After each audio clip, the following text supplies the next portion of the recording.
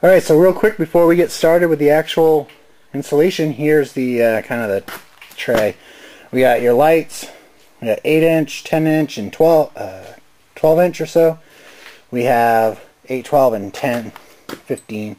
We have the remote box, the extensions, the splitters, wire snippers and strippers, some shrink wrap, polarity tester, soldering iron, and where the grommets are, we have some sealing putty so we can seal those off from the water. And essentially what we're going to do is take some time and put that all on. Alright. Today we'll be installing the Joe Florida 72 LED multicolor multifunction remote kit. It's effectively a 216 LED kit in that while he labels it 72, there's 72 clusters, each of 3. He has upgraded this kit to a 90 cluster kit, so effectively 270 LEDs. This is generally a motorcycle kit. We did pick it because of the modular ends, and you'll see those in the other video where I unpack the goods. We'll be installing that kit today on a snowmobile, however. So that kit will be the snowmobile engine kit. This is a 2005 Skidoo GTX. There are vents here in the top of the doors. On this side, there's vents here, a vent in the front, and then we'll also be doing these wells. So we're trying to get some glow down on the ground and lighting up the ground in front of the sled. This particular kit doesn't reach the back of the sled. Obviously, it's designed for the compactness of a motorcycle, but we may eventually in the future add a different kit to the back to glow the whole sled. So real quick, let me open up the panels and show you kind of what we're dealing with today. A snowmobile is a very tight engine compartment, unlike a motorcycle, which has really, it's fully enclosed with just your drive coming off and your Y pipes in the bottom. The snowmobile has everything in the engine bay. It has your drivetrain, your exhaust, your brake, everything's in the engine bay. So it might be a little tricky today to move some stuff around, but we should be able to do it within an hour or so. Of course, this video will be snippets of that cut into about 10 minutes. So here we have the engine bay.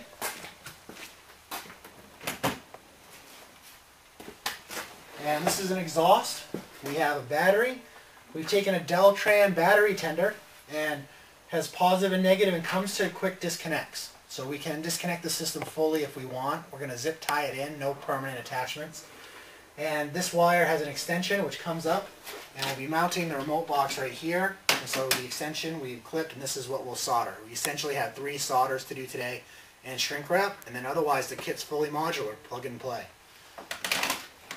The engine bay has a full exhaust, and if we bring the camera up, so this is the engine bay of a snowmobile. This particular chassis is a red chassis by Skidoo, but most modern snowmobiles have a very compact engine compartment.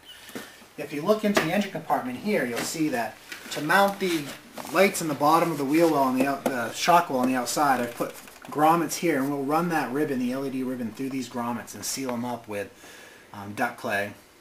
The exhaust sits in the very front, so running this into the vents is going to be a little bit tricky, and we do have some split loom or convoluted tubing to navigate around. And we'll be mounting the remote box right here.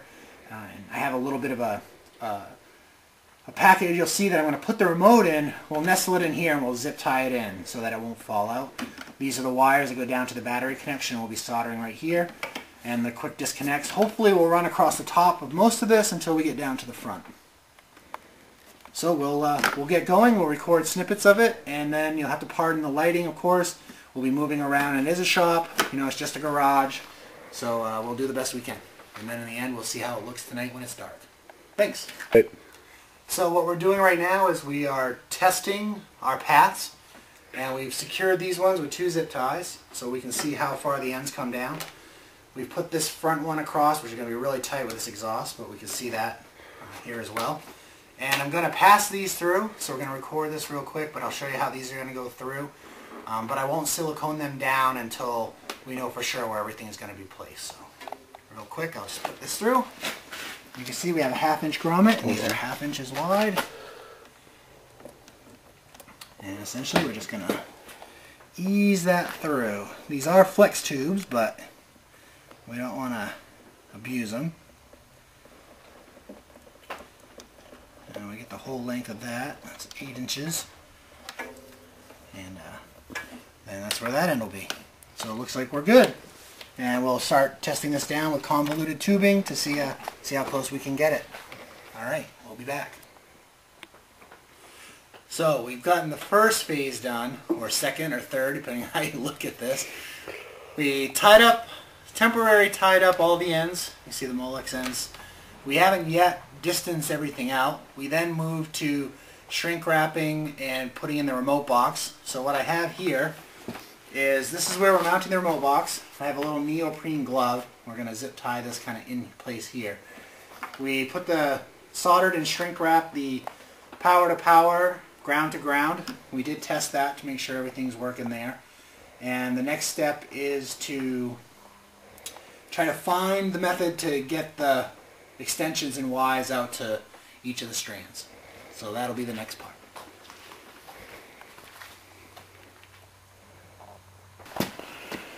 Okay, quick update. I am to the point of zip tying everything in. Let me turn them on. You can kind of see where things are. Alright, this will be up in the vent. Let me give you blue. That's the color I'm going to run. There we go. Cool blue. We have the hood. We have the shock wells. And you can see how difficult it is to get around this exhaust. Of course, these zip ties will all be closed up and off, but this convoluted tubing will probably touch that exhaust. And I'm going to have to test it to see how well it holds up.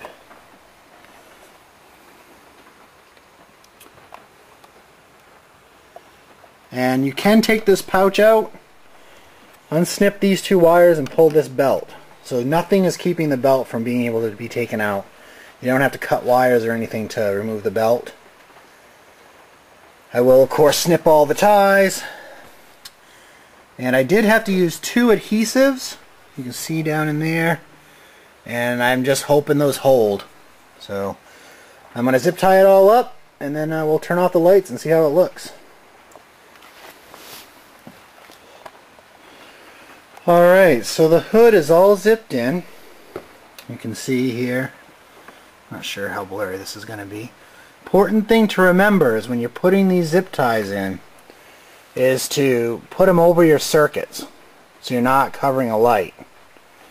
Sounds like an easy thing to remember, but when you've been doing this for an hour or a couple hours, it's not so easy to remember.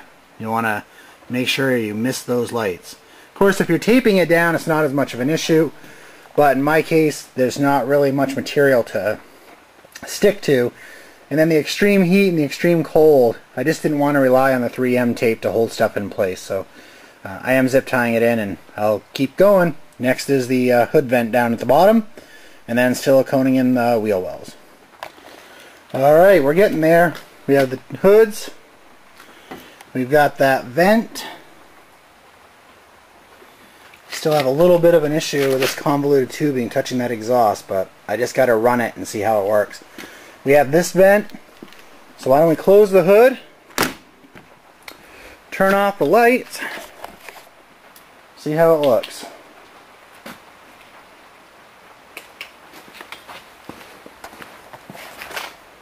Of course, I'll show this again later tonight.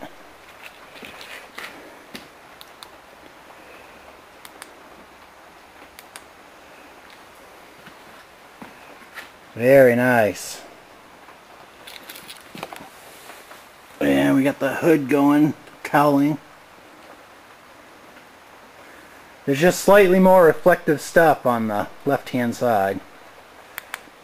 Green. Like a off green, purple.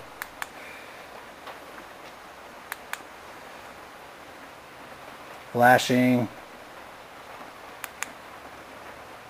Strobe.